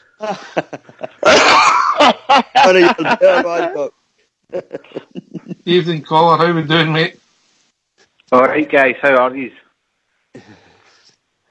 Oh, that's that voice. What have we got? Oh, no. It's a new number I've got here, so I don't know who it is. What's your name, mate? It's Chris, my man. How are we How doing, we doing, Chris, for the lobby? No, it's Chris RFC. Aye, How you you're in doing, the mate? lobby, but I'm good. Just putting a wee thing across to you. What do you think about Greg Docherty? This season alone, everything you see has been phenomenal. I'll go to Bridge first for that one. Bridge, your views on Greg Docherty? I think based on the last couple of stories I was reading about him, seems to be doing very well. I know that Rudy Bear quite likes him. I have not been his biggest fan, I must admit. I honestly don't see him making it. I'd love to be wrong. I'd love him to make it, but I don't see it. But he's apparently playing very well and scoring goals. So I've seen a couple of his games. I watched last night and I thought he was brilliant. He scored a brilliant goal last night. I don't know if I missed that bit there, Fox. Breaking up. You're breaking up, mate. he scored a brilliant goal last night. I don't know if you've seen it. He's been brilliant. He's went to Shrewsbury. I scored a few good goals, and the Shrewsbury fans are speaking highly of him. But he's doing okay. I think that Rudy will go to you next week. I think it's working for the boy. He's getting game time, and hopefully his game improves. That's certainly what Steven Gerrard wanted. He said to him, you're in the plan future, son. I just want you to go out, get some game time. Get a bit of football into you, come back next season, ready to go, we'll see what happens. I think there is a player there, I think he came into a Rangers team that was failing badly, as I said before. I think he's a good young player. I remember watching him at Ibrox when Hamilton beat us. He was a player of the game that day. He was man of the match without a shadow of a doubt. And he was a bit of a stalwart for Hamilton, he was one of their top players. And I think we kind of forget as well, he is a young player. He's still got loads to learn, So he's doing well down at Shrewsbury. He's scoring goals. He's getting regular man of the match awards. And he's getting assists and all that. So they're speaking very highly of him. I would like to see him come back next season and see what happens with him, because I think under Steven Gerrard and the coaching staff at Rangers just now, I think the boy will flourish. I really do, because I really do think there's a player there. So hopefully he comes back in the summertime fit and ready to go again. What's your views, Chris? What's your views? I don't see him any worse than Koulibaly. I would rather play Docherty than play Koulibaly in that midfield. I don't know if he's agree or what, guys. I think at the moment, Koulibaly's been poor since he came back from injury, mate. Really poor. Yeah, definitely. I think I don't think he would do any worse than Koulibaly, and he's our player as well, Koulibaly has been poor, and there's no doubt we were raving about him on here at the beginning of the season, Koulibaly, but since that injury he's been very poor. I don't think Greg Docherty would have done any worse than Koulibaly. I would certainly bring him back without a shadow of a doubt. Definitely not. I hope playing the lower league in England, maybe going to man him up a bit, and then he can come back in the summer and obviously be a player. Yeah, definitely. Now he's going to have to fight for his place, guys. In my opinion, he's going to have to fight hard. No taking anything away for the boy. He sounds as if he's playing very well. And Rudy's always praising him and always giving his reports on what he's doing. And it's really nice to hear that he's doing well. But our midfield, I don't think he would fit into our midfield right now. I don't think he would get a game. I don't know who in the midfield he would replace. Chris is saying with Koulibaly. Well, Koulibaly can't get a game at the moment. So I just can't see. We pick the same, to all intents and purposes, the same midfield every week on here. And there's very little difference. So I can't see him replacing Arfield, and I can't see him replacing Ageria, and I can't see him replacing Ryan Jack. But that's not to say when they get a game at some point or other. But I just don't see him coming back in the Rangers team. I don't see next season Ageria being there anyway. Oh, of course not. I'm trying to say that. But right at this moment, he's got to me, I'm only saying this to me, but understand. He's got a step up to make to get to the level of these boys who are only on loan. And I think they're really good players. Guys. Right, guys, thanks for taking the call. Oh, Chrissy, don't forget, don't be a stranger. Yeah, Chris, no, great to hear from you, mate. Right, no bother, guys. Cheers. And Bye. Chrissy, don't stop swearing in the lobby, Chrissy. You need to stop the swearing in the lobby. Right, guys, bye. Cheers, mate. Cheers, mate. See on that one, Ox, I think it was a fault of our club sending that lad at the league he went to. I mean, everybody was talking about Lawrence Shanklin and things like that, world beaters in that league. I don't think we're getting a good gauge of how that lad is actually doing down there, Ox. He's doing there and he's like Bridgeman saying he's getting man of the match, he's scoring goals, setting up goals, and he's a bit of a world beater in that league. I would like to have him, because I didn't think he'd be ready for Rangers for a year. So if he had went to Shrewsbury, say, for 6 months, and he was cracking at that level, and then maybe stepped up to the level, Kenny, or Wigan, or something like that, because let's be honest, our Rangers team would take 5 or 6 out of Shrewsbury. He'd like to think so. So I think he's still miles away from getting in our team. Like, I'm not saying come the January, when he's learnt a wee bit and he's built up a wee bit, because I was one of the ones that says, and Fox was there as well, and we says, Ken, when he came into Rangers, I think he's got to be a bit of a star, and he just never hit the ground running. It's different coming from Hamilton or coming from Shrewsbury, playing with Rangers, Oxford. We've learnt that over the years. I think the wee guy's got a fair bit to go at, yeah. He's got a 4-year contract, I think, George, so 1 year out of that isn't going to do him any harm down at Shrewsbury. It's up to him to keep Rangers interested in him. And you do know that they put it on the main site, the Loan Watch, and he's getting good reports, mate. And Rangers will be watching him playing down there. And when he comes back at the end of the season, it's up to him to force his way in. Other players have done it before. And he's still a young boy, mate. I think he's only 22, 23, is he? Yeah, that's right, Bob. Yeah. So, I mean, he's still got a long bit of his career to go. And if he's learning and standing up to the rigours of League One down there, he'll be doing himself no harm being out on loan. Oh, that's right. That's exactly what the whole idea is. Fox, he's getting everything you need out of loan. He's getting farmed out to a team and who's got to be a bit rougher down there, and he's got to be ready for it. But I just hope even if he goes to another level for the next 6 months, for the start of the next season, and we see how he gets on. But for what I've been hearing, Stephen Gerrard's on the phone to him 3 and 4 times a week, telling him he's in his plans, he wants to do things with him and that. So I think it's been done right that way. Rudy, is he playing every week? He is playing regularly, Bridge, aye. I mean, the possibility is he could come back in the summer and then they might even send him out in another half-season loan or something down to the Championship. You know, to step his level up a wee bit again. As Fox said, he's got a 4-year contract, he's got plenty of time now. Stephen Gerrard's going to be there for the next 4 years, hopefully. So he's got a 4-year contract. Let's see what he does, you know, and the boy's going to step it up, I think. I really do think there's a player there. I understand what you're saying, Bridge, about the midfield just now, but Jarry is going to be away at the end of the season. Absolutely, pal. And we'll bring new players in the summer, you know. I mean, that's going to happen, obviously. You know, that's going to happen every summer. But as Fox says, it's up to him, Greg Docherty, to come back up the road and prove to the coaching staff what he's capable of, you know. So let's see how it goes back in the summer. If you think about it, what you mentioned a wee bit earlier, he's went from being the main man at Hamilton. He was basically running that team. He was brilliant, and everyone went through him.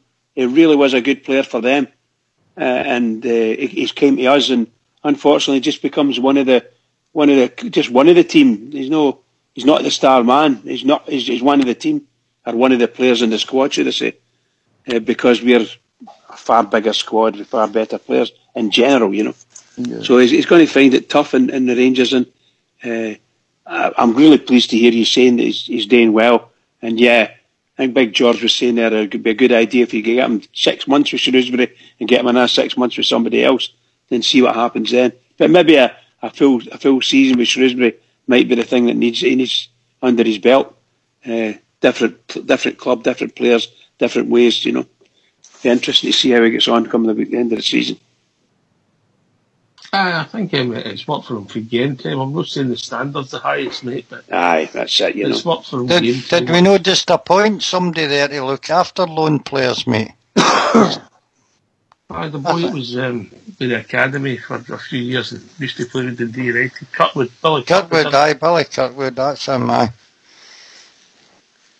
So he'll be keeping them informed of how he's playing, you know. I don't doubt for a minute that he'll be, shall we say, looked after in that respect. and our manager will be keen to keep tabs on him. And as he said, if he's phoning him a couple of times a month, even letting him know that we're thinking about him and he's in our plans, then he should be as high as a kite.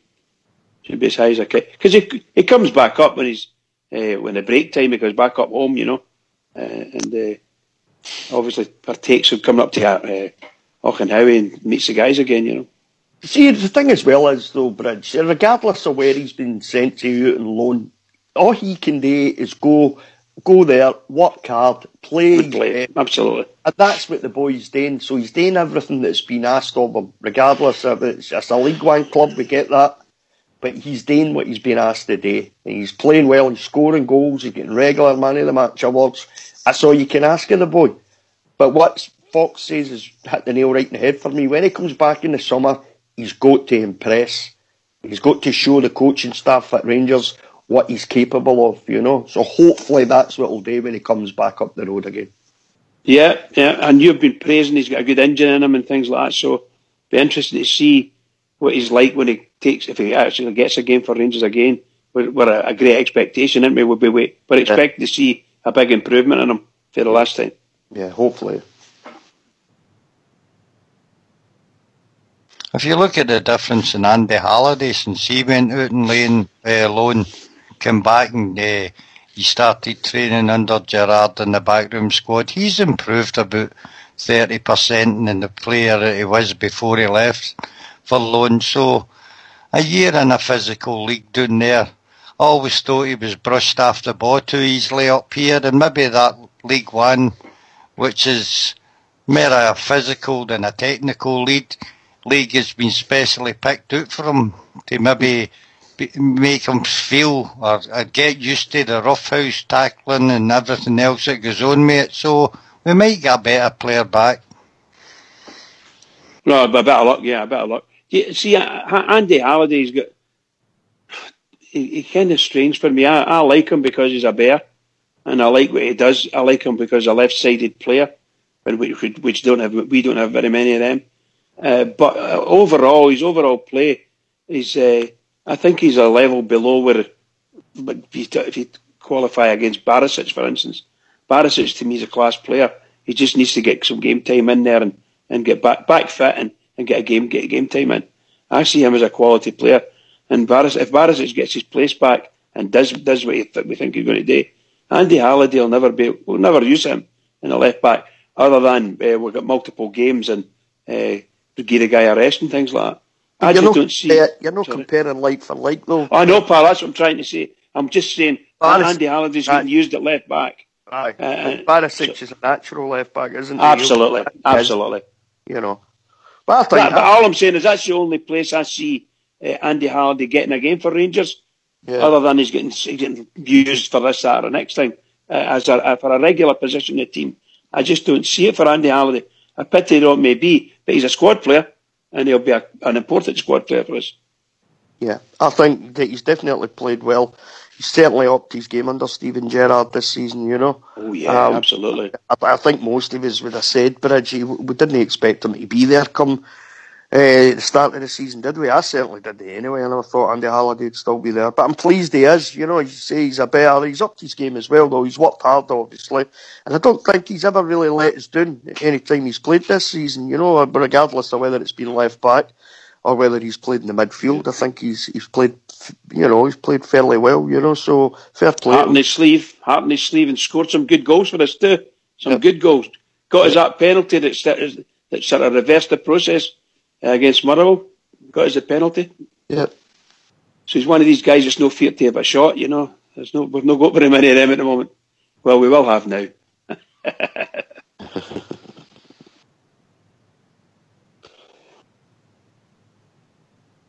All right, we're done there.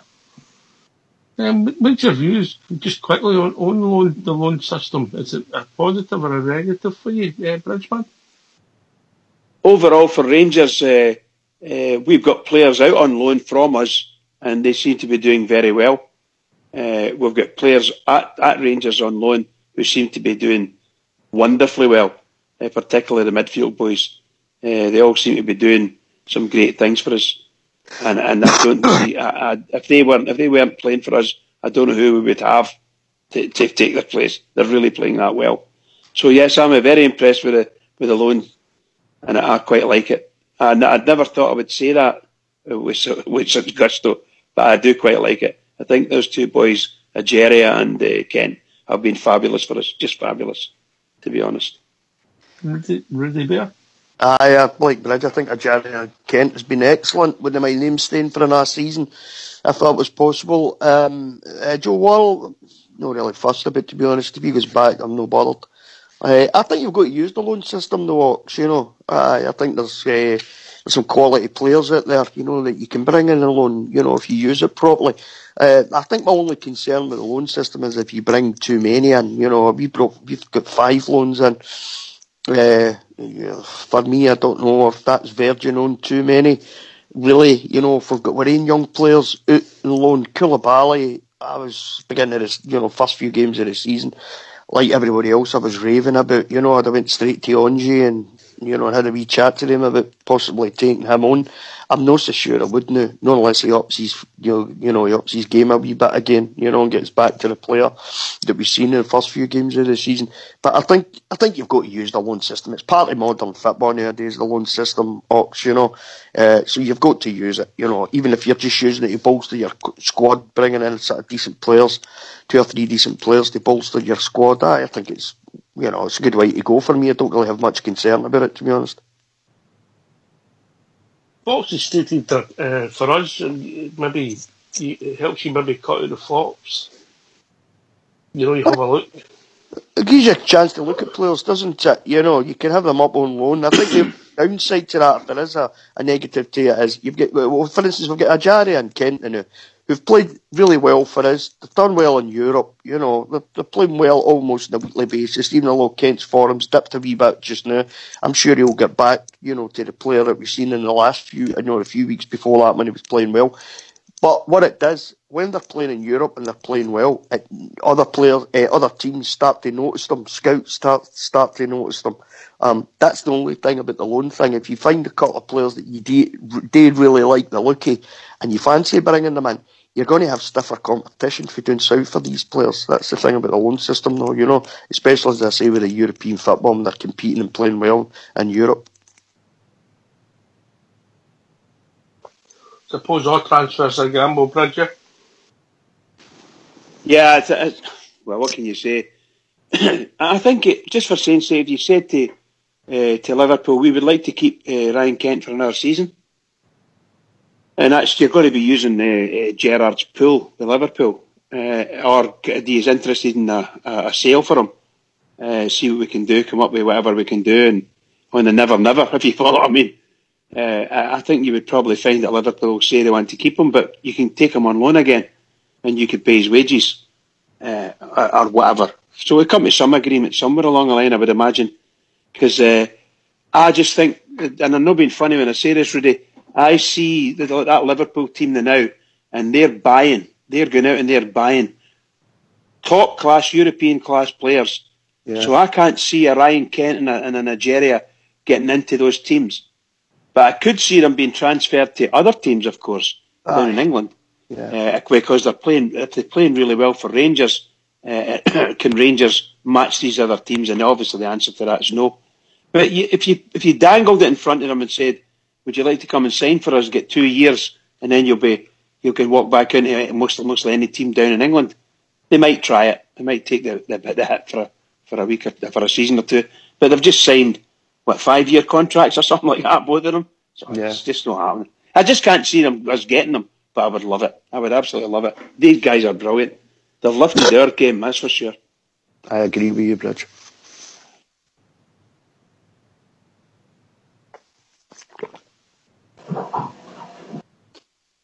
Doing a Bridger. Nobody's mentioned the boy Worrell. I did. I mentioned Worrell. I said I'd be quite happy if he went back at the end of the season up, you know. I really don't think he's what we are looking for, you know, especially knowing the kind of money you mentioned the other night that Nottingham Forest were talking about, 10 to 12 million. He's never a 10 to 12 million player, in my opinion. You know, he might do a half-decent job for us up here, but I don't think he'd be in it more than a squad player up here. to be honest. I certainly wouldn't have spent that kind of money. Know that Rangers would anyway, you know. So, Worrell can go back down south, end of season. Quite happy with that. I've got to say that I'm being a sort of centre half oriented person. I think Rangers, I've been saying this for a long, long time, Rangers at the present moment are out of balance from a defensive perspective. And they need that, to me, they need a centre half with a left peg. And you would find that a Worrell, a Katic, and a Goldson would all be able to play alongside these people. A Gareth McCauley. You could even go so far as to say, when you've got, if McCauley's nice and fit, get a left-sided centre half, and you could actually think about going 3-5-2 and using these guys. They would fit in. What you're trying to do with Worrell, you're trying to make him into a left-sided centre half, and he just isn't. He just isn't. It's the same as Flanagan isn't a left back, but you're playing him out the left, and you get away with it. A lot of the times you get away with it, but there are times when when pressure comes on, it shows. So I feel sorry for them. I love Goldson. I think Goldson's calm. Most of the time he's quite calm. But when I saw him putting those own goals in the other night, I thought, my God, he's cracked. You know, everything just went wrong. I think the loan arrangement that Rangers are making is vital for us. The success of Kent and Ajaria especially, mate. When they go back south, other clubs will look at the improvement in them. They'll see they've got European experience, and that helps us get a better quality again loan, maybe next year. Yeah. And they were vital for this year because we never had the bank balance to go out and replace everybody in the side. And as I say, maybe next year we'll pick up a left back on loan, probably a high quality left back. Centre half. Or centre half, mate. Because clubs will look and they'll say, these boys have been treated right up here. We've got brilliant facilities. We've got good coaching staff, a good young manager, and they'll get game time.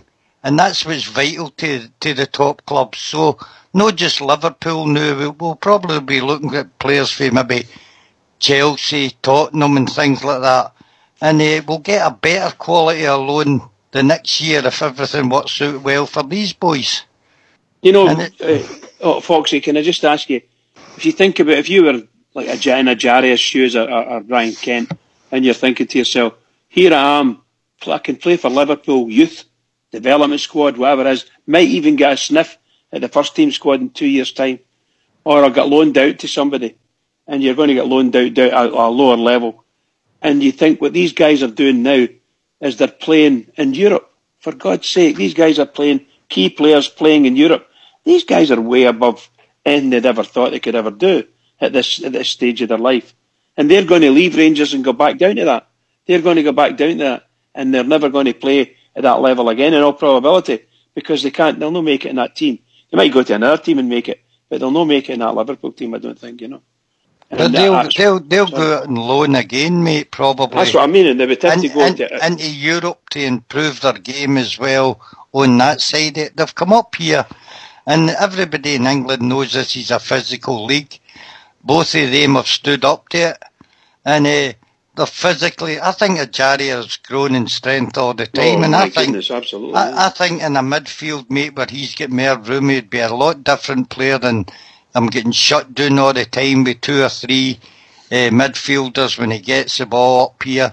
If he got a bit of room, mate, I think he'd be a different player, and I think he'll improve the technical side of his game if he goes into maybe a German side on loan or maybe even an Italian side on loan next year. I think he's a big prospect in the game, Ajaria. Go on, pal. I think you've got to be honest about the loan market and that. I mean, 5 minutes ago we were talking about Greg Docherty, 23, 22, 24-year-old, whatever it is. And you say in a couple of years' time we'll probably be in the Rangers team.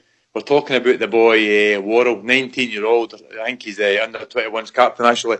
And we're saying we don't know if he'll make it up here. Again, that guy's been flung into the deep end. Young Greg Docherty got flung into the deep end and couldn't handle it. I don't think Worrell's been that bad. to be honest, and he's 19-year-old. So if you take 3 years ahead where Greg Docherty is, I would like to see the kind of player that Worrell's going to be. And we're thinking about bringing a guy like Greg Docherty back. So I think we're being a bit unfair on, especially the big centre half. I think a lot of the Rangers fans are. I've got a doubts about the big guy now. But when you think about Big Ross McCrory, I think Big Ross McCrory is a good player, never a centre half, and he's just rashing the tackles. And they're about the same age as Big Worrell. But I would prefer Big Worrell in my team or Ross McCrory all day. So I think a lot of the Rangers fans are quite harsh on loan players, to be honest. Like when it's a guy who's 19-year-old and we've got guys that are the same age as him and probably aren't even in the same class as him. Folk are saying it'll be £12 million. I would like to. Would you pay that for George? Would you pay £12 million for Worrell? No, I wouldn't pay anywhere near it. To be honest, but I mean, there's Newcastle just paid £12 million for a guy for, was it Brighton or something like that? So he probably will go for that. Again, that's it. I didn't think he's worth that, but he probably will go for it. And let's be honest, I think if you had Worrell or Ross McCrory standing side by side, I think Worrell's a better defender. And I didn't think he's much better, but I think he's a better defender, Rudy. And see if two of them are standing side by side, and a team for, let's say a team like Burnley or something, are going to bid for them, they'll probably bid 500 grand for Big Ross McCrory, and it'll probably be 5 million. For things, and it's just because of where he's came from and what he's done, and that's the bottom line. So he probably will go for maybe 8, 9, 10 million at one time, whereas Ross McCrory will probably only ever be a couple of £1 million player. And I'm not slating their own players, I'm just saying that's probably where they're coming from and where they're at and what kind of market they're in. The only thing I've got against Worrell is if you can't get off the deck when you're 19, mate, you're never going to get any better at it. I think he's good enough on the ground, I've said that. He's strong in the tackle. Maybe he's no positional strength, but he gets turned quite easy for me, Worrell. And maybe that's just down to getting his balance right and decisions and when to make the tackle. He's alright in the deck, mate, and he'll get better on the deck, but if you can't get off the deck, as I say, at 19, you're never going to get off it when you're older. And for a centre half, that's vital, you know. I think Worrell's very unfortunate. I think a lot of the Rangers fans are thinking, they're talking about 11, 10, 9, whatever it be, £1 million for him. Is that his value? God almighty, I don't see £9 million. Don't bother playing him. Just play Katic, and let Katic get the experience of games alongside the Macaulays of this world if he's going to be there, and Goldson. So to me, you've got players there that want to play and they're their own players. And they're going to turn in and say if they try to match or make comparisons with that boy Worrell, I agree with all the positives have been said about him. But Fox is right. He's got to get his game better insofar as defensive. And one of the big defensive things, because he's 6'4", he's got to be able to up there and head the ball away, be what a centre half's supposed to be first of all. But and he's no bad on the ground, I must admit, in his tackle. If you look at Gareth Macaulay when he came on the second half bridge against Motherwell, I know had the game won by the time he came on. Well, I certainly think we had it won. But when he came on to the park, Gareth Macaulay, I don't think he lost a header. He never lost a header, I don't think, Gareth Macaulay, I know he's got huge amounts of experience compared to Worrell. But that's a good point that Fox makes. He's 19-year-old, he should be totally up for it all the time, the boy. 100%. I love watching centre halves. And I just love watching them. I like to see how they play and how they perform. And I think Worrell he's got brilliant potential for a boy who's only 19 or 20, whatever age he is, and he's under 21 England captain. Tremendous stuff. So potential's all there. He's got to do it, but he's got to show it. He's very highly thought at Forest, because I know a guy Midlands I used to work with, worked with him for a couple of years, and I keep in touch with him, and he's a Nottingham Forest fan, this boy, and I phoned him up when Worrell came up the road, when he came up on loan. I gave him a bell and we were talking about him, and he said to me, we really like him. We're glad he's at Rangers, but he's coming back. It's as simple as that, because we've got plans for him. He's highly thought he'd done that. Yeah, absolutely. I think I was trying to say that. If you take Worrell and put him beside, you put him beside Macaulay, providing Macaulay's fit and he gets his games, he's got all that experience. He can't do anything else but learn from him. but he's still going to be in a team that's very badly imbalanced. Now, Barisic coming back to left on the left back side may in fact make that balance different, but seriously, in my opinion, we need to get a left-sided centre-half, a left-footed centre-half, to play on the left side. And that teams up with a good left footer at left back. And you'll go far. Macaulay is a wonderful player. If you can get Macaulay playing well in the middle of your defence there, then you could easily go 3-5-2. Dead easy. Nottingham Forest might be saying the same as what we're saying about Greg Docherty at Bridge. They might be saying, we'll give him to Rangers on loan for a year. If he holds it up there, we'll maybe send him to another club, or maybe just bring him back to Nottingham Forest. That's probably the next step up. So I think a guy will have it. A 19-year-old, I'm not saying he's a world beater, but I think he'll definitely do a job at the top of the Championship, both in the Premier League next year, and that's not bad for a guy at that age. Yep, absolutely. And George, how can we say this? I think he's given a few interviews in some of the papers, I believe, the boy, and he's been asked the question, would you like to come to Rangers full time, type of thing, and he's not a Ranger. He's turning and saying, no, I'm a Nottingham Forest player, which he probably has to say, I'm a Nottingham Forest player, and that maybe the Rangers fans don't like somebody saying that, it's just a pity. Well, that's the same again, and I understand that people. I read the interview and understand what people are saying. You can just go down then. But what would happen if Greg Docherty turned around and said, "Do you want to stay at Shrewsbury?" And he turned around and says, "I want to stay here." We'd be up in arms. Of course, he's want to turn around and say, "No, I want to be back at Rangers." Oh yes. I'm just saying that. I understand what you're saying. Yeah, there's a tendency to jump in and expect. Rangers fans, they've got this great thing about them where they expect. They want. Sometimes they win a boy world. Do you want to play for us? No, we'll get out of the team. If you don't want to, if you're going back to Forest, then give Katic a game. Let's play Katic. Do you follow what I mean? I think that's the way our Rangers fans tend to think. Do you like Rangers? Well, Rangers are a fabulous team. There you go. Big kudos to you for saying that, pal. But he'll say, in all probability, no, I can't wait to get back to Forest. Can't wait. Excuse me, pal. Excuse me. It'll be interesting to see how it pans out with the loans and where we end up. And I wouldn't be surprised if somebody comes in that maybe Worrell goes back in January. You don't know what's in the fine print. You'll never know that. Absolutely, bud. You'll never know. You think of Warlocks? I don't think he's had some good games, but in the other times he's looked really, really poor. Looked ropey at times, hasn't he? Really poor. And as Fox said, he's no great in the air. Yeah. For his size. Because he's a big lad. Like, you think he'd be better in there, It seems to be a thing with our centre backs. I thought Goldson was really good in there for a wee while, and then I don't know, he just seems to have lost that as well for some reason. I don't know. It'll be interesting to see. It's funny how when Bridges talking about players, we always end up talking about centre halves. I'm sorry. We've just spoke about midfielders. Right back, centre half. That's where you put the guys that can't play. Hey, that's no true, Bridge, is it? Oh, as a hell. We know that. No, I'm not having that for a party boy. No chance. Yeah. No chance. Particularly a wee midfielder, a wee nippy boy, A wee sand dancer. By the way, speaking of wee nippy boys, I see that. I saw something in Follow that Barry Ferguson said. I don't know if you read this because you. One of the things he said was he said Rangers should be given the tickets, Old Firm tickets to Celtic, something like that. Did you read it? Aye. Don't care what he said. What's that about? Why is it? Why is an ex-Rangers captain coming out and saying that? I just don't understand them. Say that on that show with Peter Martin. Is that right? Oh, well then, say no more. That's why he's saying it, because he's on with Peter Martin then.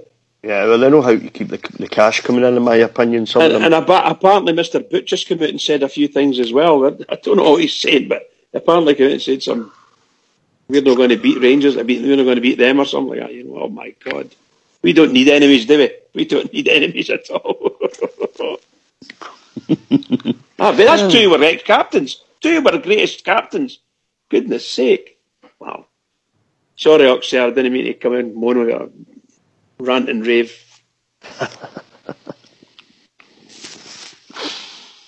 I'm glad I got it out, but I'll feel better tomorrow.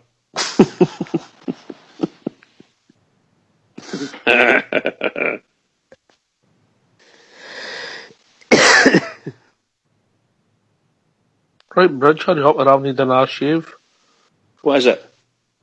We've reached that time of the evening. Oh, right, okay, bud, okay. What can I say? I had a marvellous night tonight. We thought it was going to be slow, and we ended up crucifying something like 10,000 Rangers players. A million. We don't think anything will come in. That bloody George Logan came in and told us 150. Tremendous stuff, and all the boys in the lobby. Great input for that. I was superb. Really enjoyed it. Can I just say to all the Rangers fans all over the world, and particularly Rangers fans on here on Rangers Radio, every single one is, keep it going for the Rangers, because the Rangers need us. Keep it going, please. Can I thank yourself, Bridge, Fox, Rudy, George, and Chris, who called in. Great call, Chris. Nice to hear from you. This has been Rangers Radio. We'll be back tomorrow, right between 9 and 11. Take it away, Fox.